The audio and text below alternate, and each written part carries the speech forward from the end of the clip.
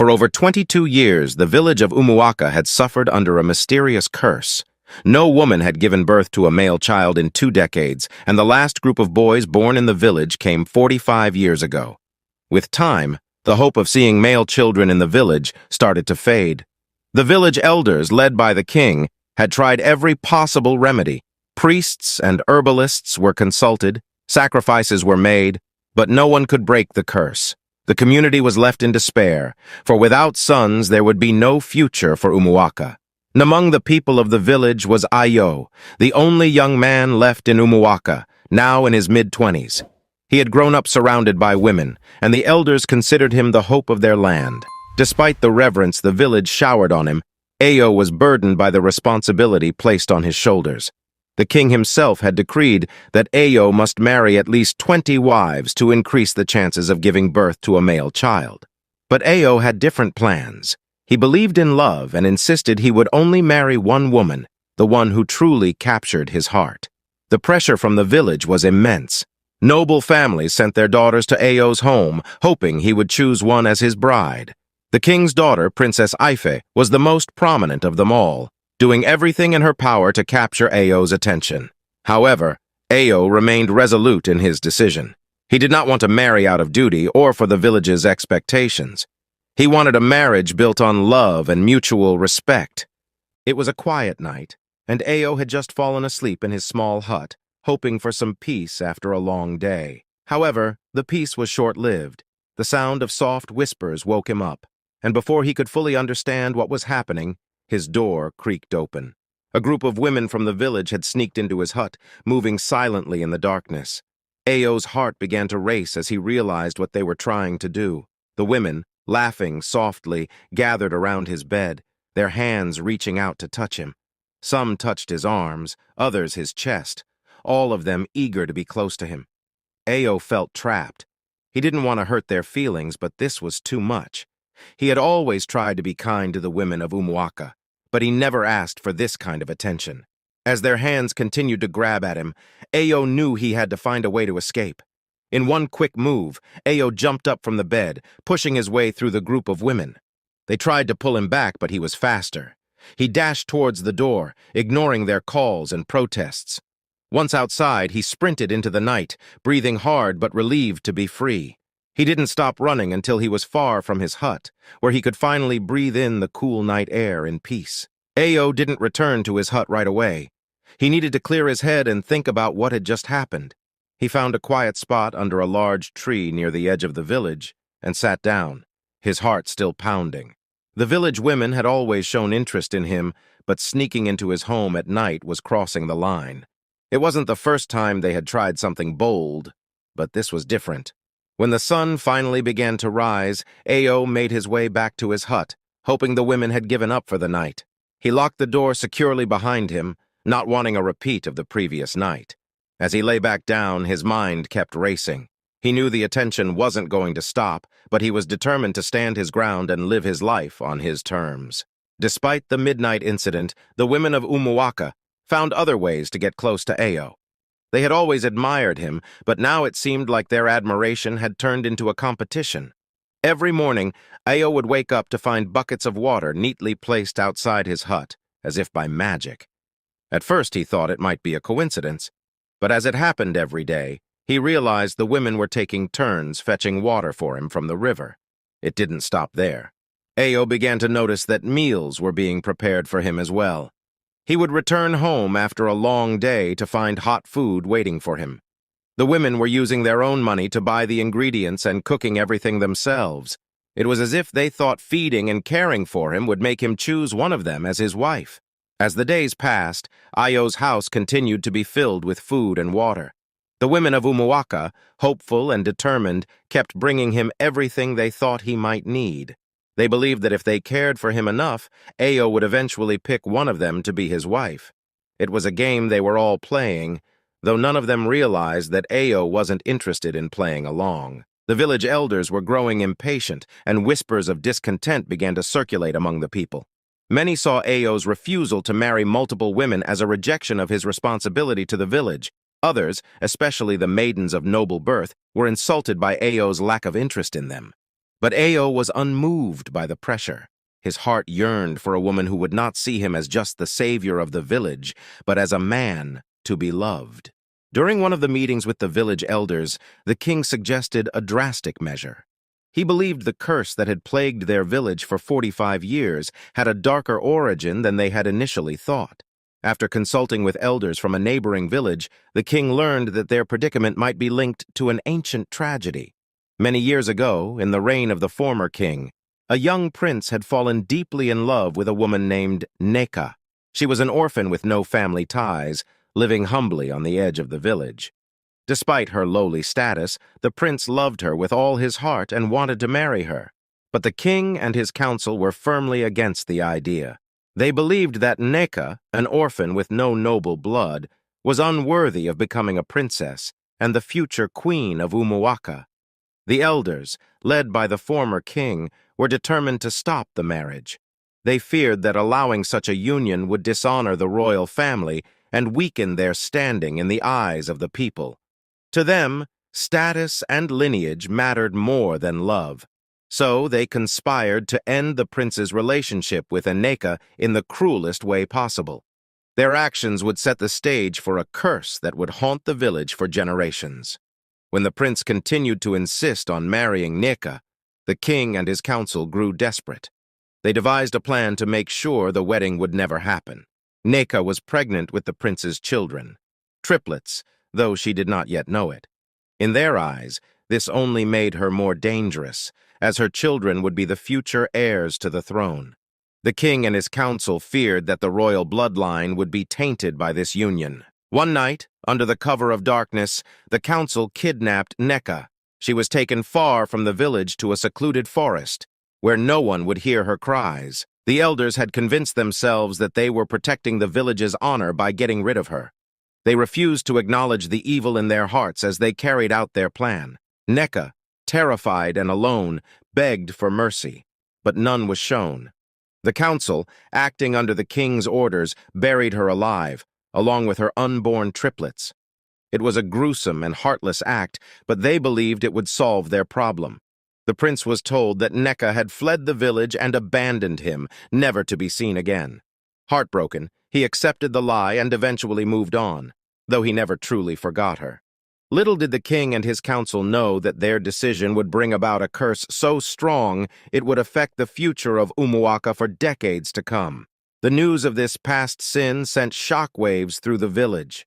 The king and his council knew they had to find a way to break the curse, but the solution was as mysterious as the curse itself.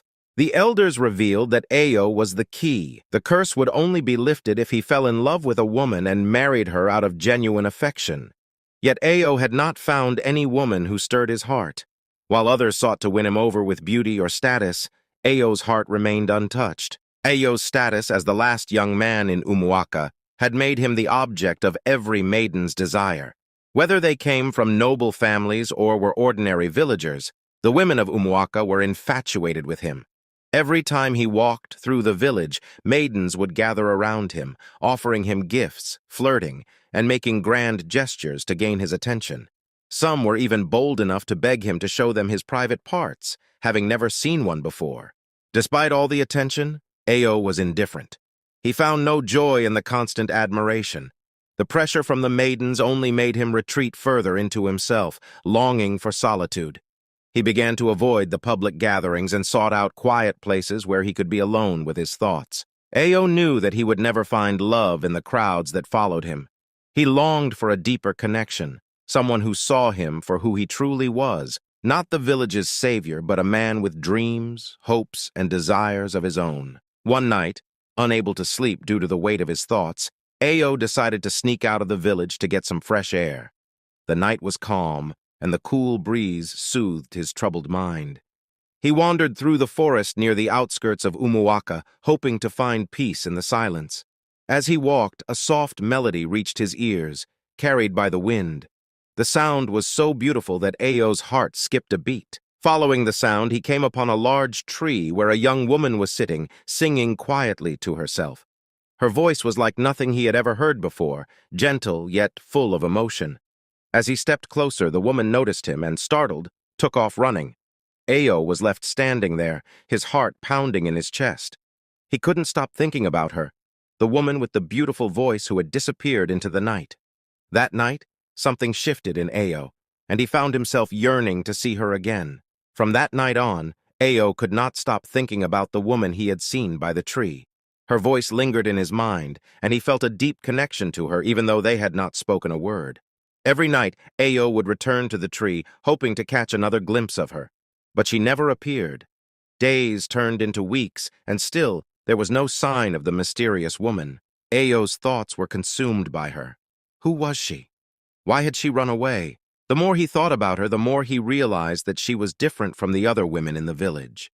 Unlike the maidens who crowded around him, vying for his attention, this woman seemed untouched by the chaos of Umuaka. She was a mystery, and Ayo knew that he had to find her again, no matter how long it took. Unknown to Ayo, the woman he had seen was Ama, a quiet orphan who lived near the edge of the forest. She had grown up in isolation, never attending village gatherings or festivals. Ama had no family and had always preferred the solitude of nature to the bustling life of Umuaka. Her days were spent tending to her small garden and exploring the forest, where she found peace and comfort away from the village. Ama had always been aware of Ayo. She had seen him from a distance at the market and had heard the maidens gossip about him. But she had never imagined meeting him in person, let alone capturing his attention. That night by the tree, when she saw him approaching, her first instinct was to run. She couldn't believe that the most sought-after man in the village had noticed her. Afraid of what it might mean, she had fled. But deep down, Ama couldn't stop thinking about Ayo either. Ayo became obsessed with finding Ama. Every night he would return to the tree, hoping to see her again. He asked around the village about any woman who lived near the forest, but the maidens grew suspicious of his sudden interest in an unknown girl. Some even tried to follow him, hoping to uncover his secret. Despite their efforts, Ayo kept his mission quiet. One day, Ayo decided to take a walk through the outskirts of the village during daylight, hoping to catch a glimpse of Ama. As he wandered deeper into the forest, he found a small garden with well-tended plants and a simple hut. This place felt peaceful, untouched by the noise of the village. He sat quietly by a tree close to the hut. As the sun began to set, Ama returned from her daily gathering of herbs. From a distance, she noticed a figure sitting near her hut, and her heart raced. It was Ayo. She stood frozen, unsure whether to approach or run, but something inside her urged her to face him, so she cautiously walked toward the tree. Ayo stood as she approached, his heart pounding. He had finally found her. For a moment, they both stood in silence, unsure of what to say. Then Ayo spoke softly, thanking her for the song he had heard that night. Ama blushed, looking down at her feet, but Ayo's kindness eased her tension. He asked if he could visit her again, and Ama, though hesitant, agreed. From that day, Ayo began visiting Ama regularly, and slowly, a friendship began to blossom between them. Ayo and Ama's meetings became more frequent. They would sit under the tree, talking about their lives, their dreams, and the village.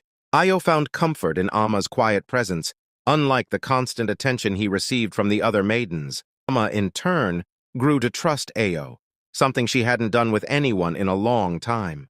Despite their deepening bond, Ayo kept his relationship with Ama a secret.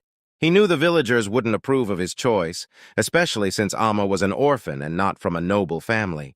But the more time he spent with her, the more Ayo realized that he didn't care about her status. He had finally found the woman who made his heart beat, and nothing else mattered to him. As Ayo spent more time away from the village, rumors began to circulate. The maidens noticed that he was no longer around as much, and the elders started questioning his actions. Many believed that Ayo was hiding something, but no one could figure out what it was. The noble families, particularly the king's daughter, Princess Ife, grew increasingly jealous. One day, the king summoned Ayo to his palace. He expressed concern over the rumors and reminded Ayo of his duty to the village. The king, though kind in his words, was firm in his insistence that Ayo marry from the noble families. But Ayo remained quiet, unwilling to reveal his growing love for Ama.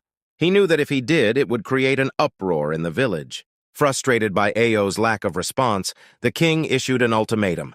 Ayo had to choose a wife from one of the noble families within the next 3 months. The king explained that the future of the village depended on him, and the elders agreed. If Ayo refused, they threatened to strip him of his status as the hope of the village, a move that could bring even greater pressure on him. Ayo felt trapped. He wanted to do what was right for the village, but his heart belonged to Ama. He knew that the villagers would never accept his choice, but he couldn't imagine living without her. Ayo left the king's palace feeling torn between his love for Ama and his duty to the village. As Ayo continued to visit Ama, he confided in her about the king's ultimatum. Ama listened quietly, her heart sinking with each word. She had always known that their love would face challenges, but she had hoped they could find a way to be together. Now it seemed impossible. Ama feared that Ayo would be forced to marry someone from the noble families, leaving her behind. Ayo, sensing her fear, reassured her that he would not marry anyone but her.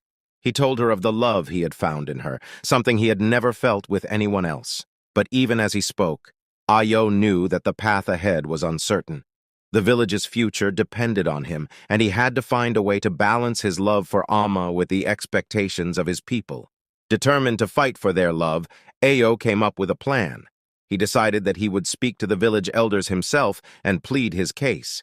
He believed that if they could see how much he loved Ama, they might allow him to marry her, despite her status as an orphan.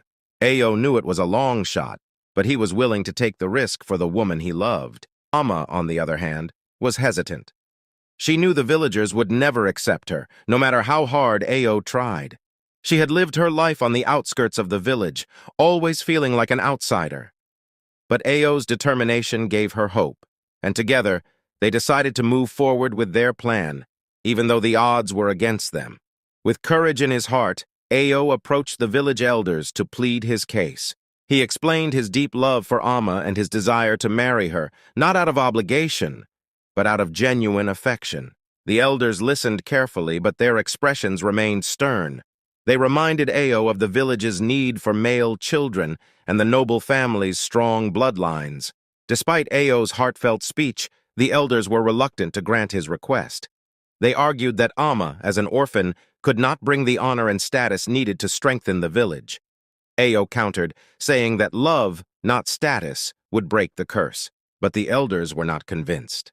Ayo left the meeting disheartened, but his resolve to marry Ama remained strong. Word quickly spread through the village that Ayo had asked the elders for permission to marry Ama, the orphan from the forest. The reaction was swift and intense. Many villagers were outraged, especially the noble families who had hoped their daughters would be chosen. The maidens who had once adored Ayo now turned against him, and even the common villagers felt betrayed by his decision to marry an outsider. Despite the backlash, Ayo stood by his choice. He refused to be swayed by the anger of the villagers or the pressure from the noble families. He had made his decision, and no amount of hostility would change his mind. Ama, on the other hand, was deeply affected by the growing resentment. She feared for Ayo's safety and worried that the villagers would turn on him if they continued down this path. But Ayo remained steadfast, determined to fight for their love. The uproar in the village reached the king's ears, and he knew he had to act. He summoned Ayo to the palace once more, this time with the entire council of elders present. The king had always been a fair leader, but this time his patience was wearing thin. He reminded Ayo of the importance of his role in the village and the need to lift the curse. The king gave Ayo one final demand: choose a bride from the noble families or be exiled from the village. The choice was clear. Ayo could either fulfill his duty and save Umuaka, or he could follow his heart and leave everything behind. The weight of the decision pressed heavily on Ayo, but he knew deep down that he could not abandon Ama. He refused the king's demand, choosing love over obligation, even if it meant leaving his home forever. With a heavy heart, Ayo prepared to leave the village. The villagers gathered to watch as he packed his belongings, some shaking their heads in disappointment, while others muttered angrily under their breath. Even though Ayo had chosen love, he could not shake the sadness that came with leaving behind the village he had grown up in. Ama, waiting at the edge of the forest, watched as Ayo approached. She had heard the news and feared for what would happen next. But when Ayo reached her, his face was filled with a quiet resolve. They embraced, knowing that their journey together would not be an easy one, but they were ready to face whatever challenges lay ahead. Together, they walked into the forest, leaving the village of Umuaka behind. As Ayo and Ama disappeared into the forest, the village was left in chaos. The noble families were furious, and many blamed the king for not forcing Ayo to comply. The elders tried to calm the villagers, but their anger only grew. Without Ayo, the future of Umuaka seemed uncertain, and the fear of the curse deepened. Some villagers began to question whether the curse would ever be lifted. They feared that without Ayo, no male children would ever be born again. But as the days passed, something unexpected began to happen. Kindly drop your comment, like subscribe and watch the part 2 of the story. What do you think will be the fate of Ayo, Ama, and Umuaka village?